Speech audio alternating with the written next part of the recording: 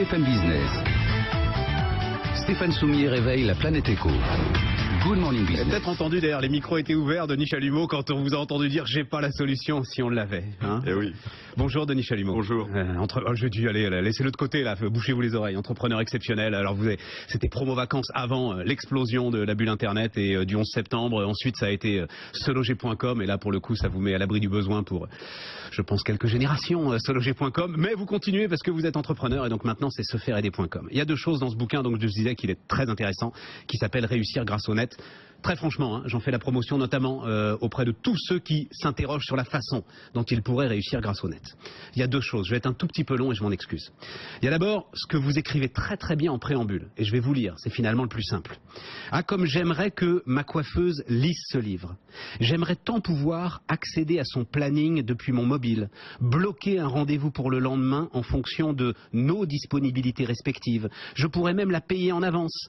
Ainsi, elle n'aurait pas de no-show sans dédommagement. Tant que j'y suis, pourquoi ne pas m'y prendre un mois à l'avance? Je recevrai un SMS de rappel avec un lien vers le planning pour fixer mon prochain rendez-vous. Je pourrais aussi donner mon avis et faire savoir sur son site et sur les médias de proximité qu'elle est super cette coiffeuse.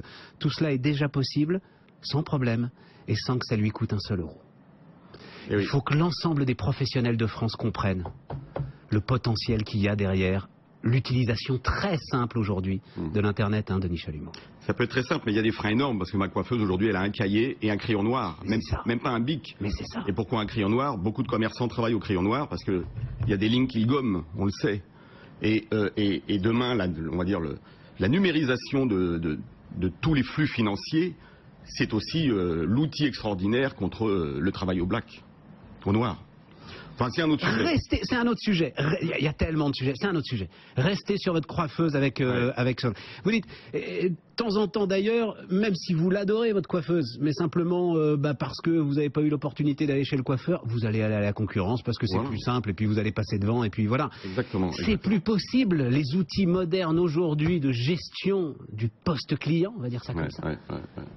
Devrait permettre d'éviter voilà, avec des outils très simples. C'est ce qu'on met dans ce livre. C'est une sorte de guide de survie aujourd'hui pour la TPE, la petite PME, le commerçant, l'artisan. C'est qu'aujourd'hui ces gens-là, pour moi, sont les oubliés du numérique. Ils n'ont pas eu le temps, ils n'ont pas été formés. Et l'année dernière, je crois 80% des entreprises qui ont fait faillite n'utilisaient pas Internet. Enfin, c'est un chiffre qui dit tout. Mais bien sûr.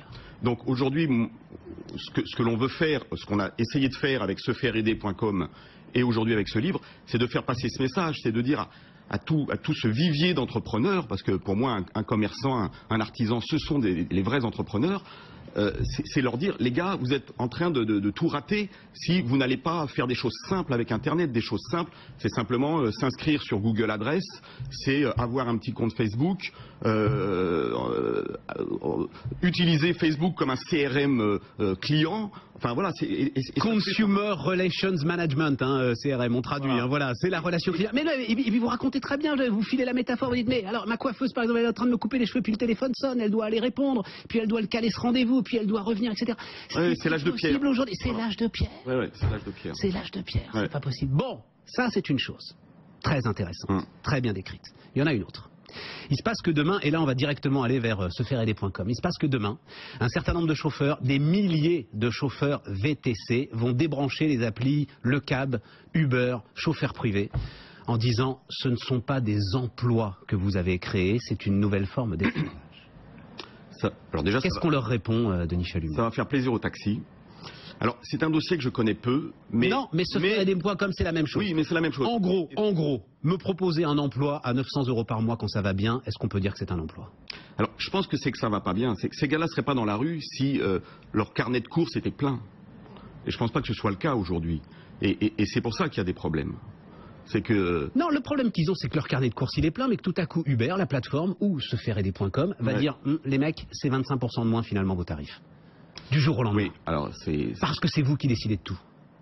Alors, moi sur sefairaider, c'est un abonnement à 35 € par mois. Alors c'est vrai qu'il pourrait augmenter par la suite, Mais aujourd'hui, pour 35 € par mois, on amène une visibilité, on amène des leads, c'est-à-dire des prospects, des futurs clients. Ouais. Après, à l'artisan de faire son boulot et de convertir un appel téléphonique en un client confirmé. Mais vous n'imposez pas de tarif pour déboucher une canalisation, pour ouvrir une porte, pour réparer une fenêtre. Et justement de ne pas prendre de commission sur les transactions, parce qu'en plus on sait qu'elles sont très difficilement traçables. Une fois qu'on met les gens en relation par téléphone, ils bossent sans vous, ils se revoient, etc. Donc de toute façon, on n'a pas choisi ce modèle-là. On a choisi un modèle, on va dire, que je connais bien, c'était celui de Se Loger. C'est un abonnement de visibilité, de présence. Ça va de 9 € par mois jusqu'à 99 € par mois en fonction de la visibilité et de la surface de la zone géographique sur laquelle on veut être visible. Et à partir de là, nous on envoie des appels téléphoniques et des emails et l'artisan fait son boulot. Voilà, j'ai envie de dire, on est le nouveau média, comme hier, il avait une petite annonce dans un gratuit papier qui était distribué en boîte aux lettres. On sait que ça s'est terminé, et donc se faire aider est une solution de vie. Vous leur donnez le canal de vente qui va devenir leur canal de vente principal. Et on sait qu'ils n'ont pas le temps, eux, d'aller mettre les mains dans le cambouis, dans Facebook, dans Google, ils ne savent pas faire. Donc, quelque part, on fait pour eux. Mais ça veut dire que c'est ça le modèle? C'est ça le modèle peut-être que devraient suivre les VTC, mais ça veut dire que seloger.com ne sera jamais... seloger.com.